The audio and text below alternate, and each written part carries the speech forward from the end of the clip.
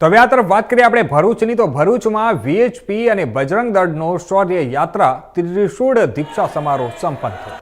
ભરૂચ ખાતે વિશ્વ હિન્દુ પરિષદ અને બજરંગ દળ દ્વારા આયોજિત શૌર્ય યાત્રા ત્રિશૂળ દીક્ષા સમારોહ સફળતાપૂર્વક સંપન્ન થયો છે. બપોરે 3 કલાકે અંબે માતા વિદ્યાલય પાસે બંબાખાના વિજલપુર ખાતે આયોજિત આ ધાર્મિક અને સંસ્કારલક્ષી કાર્યક્રમમાં મોટી સંખ્યામાં હિન્દુ યુવાનો જોડાયા હતા.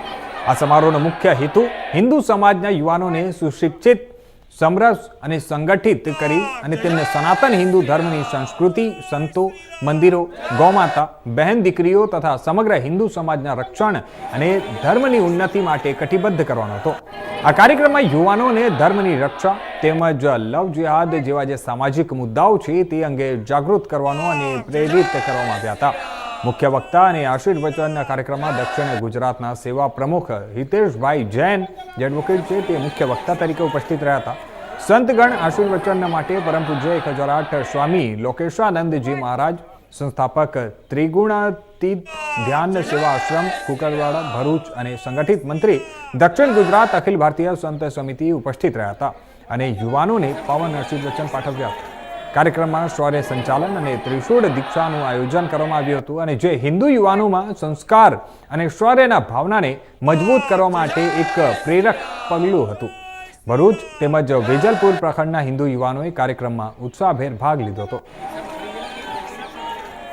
હું હિતેશ જૈન એડવોકેટ દક્ષિણ ગુજરાત પ્રાંત સેવા પ્રમુખનું દાયિત્વ વિશ્વ હિન્દુ પરિષદમાં નિર્વહન કરી રહ્યો છું.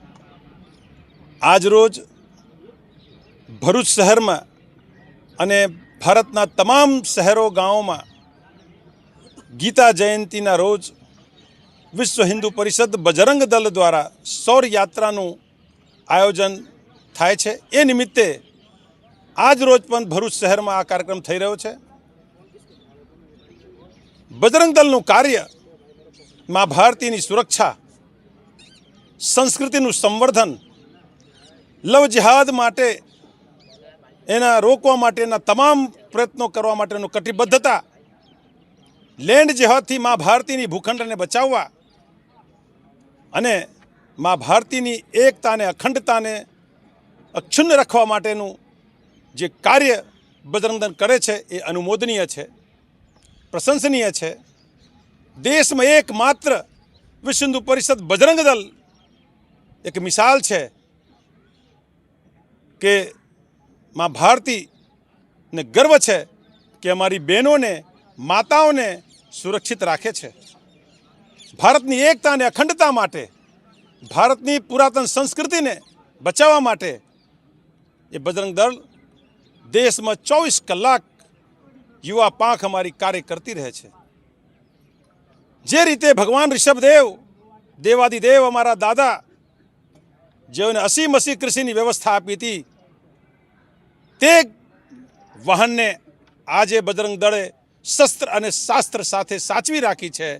એનો એકમાત્ર ઉદ્દેશ્ય બજરંગ દળનો છે કે આ દેશની અસ્મિતા જળવાઈ રહે, ભારતની સંસ્કૃતિ અક્ષુન્ન રહે, અખંડ ભારતના સપના સાથે એને પૂર્ણ કરવાની કટિબદ્ધતા, લવ જિહાદથી બહેનો અને દીકરીઓને બચાવવા અને સાથે સાથે લેન્ડ જિહાદને રોકવા, મા ભારતીને અખંડિત રાખવા અને દેશની અસ્મિતાને અક્ષુન્ન રાખવા માટેની જે કટિબદ્ધતા છે એ એમનો ઉદ્દેશ્ય છે.